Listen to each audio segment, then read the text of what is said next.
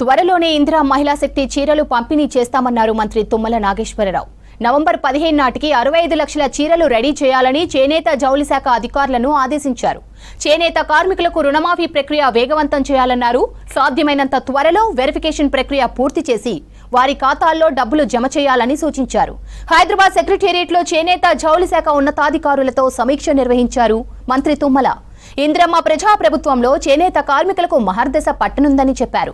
ఇందిరా మహిళా శక్తి చీరల ఉత్పత్తితో 6,900 మంది నేత కార్మికులకు 6 నుంచి 8 నెలల వరకు ఉపాధి కలుగుతోందన్నారు. నేత కార్మికులు ప్రతి నెల 18 నుంచి 22,000 పైనే వేతనం పొందుతున్నారని చెప్పారు. తెలంగాణ చేనేత బ్రాండ్ కోసం గతంలోనే తెలంగాణ చేనేత లేబుల్ ఆవిష్కరించమన్నారు మంత్రి తుమ్మల. ఈ చేనేత లేబుల్తో వినియోగదారులకు నాణ్యమైన ఉత్పత్తులు అందుబాటులోకి వస్తాయని చెప్పారు. నేతన్న భరోసా పథకంలో భాగంగా చేనేత కార్మికులకు ప్రోత్సాహం ఇవ్వడం కోసం ఈ ఏడాది 48.80 కోట్లు కేటాయించామన్నారు.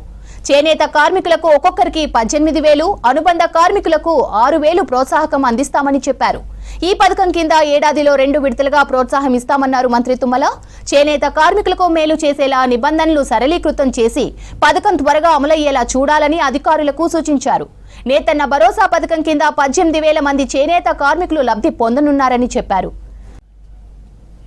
వచ్చే ఏడాది అన్ని ప్రభుత్వ శాఖలు, కార్పొరేషన్లు, సంస్థల నుంచి వస్త్ర కొనుగోలుకు టెస్కో ద్వారా ఆర్డర్లు తీసుకొని చేనేత పవర్లూమ్ సంఘాలకు పని అప్పగించేలా చర్యలు తీసుకోవాలని అధికారులను ఆదేశించారు మంత్రి తుమ్మల.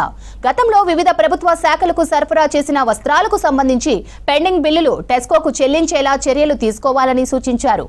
ప్రస్తుతం హైదరాబాద్లో తాత్కాలికంగా నడుస్తున్న ఇండియన్ ఇన్స్టిట్యూట్ ఆఫ్ హ్యాండ్లూమ్ టెక్నాలజీని యాదాద్రి భువనగిరి జిల్లాలోని పోచంపల్లి హ్యాండ్లూమ్ పార్కులోకి మార్చాలని ఆదేశించారు.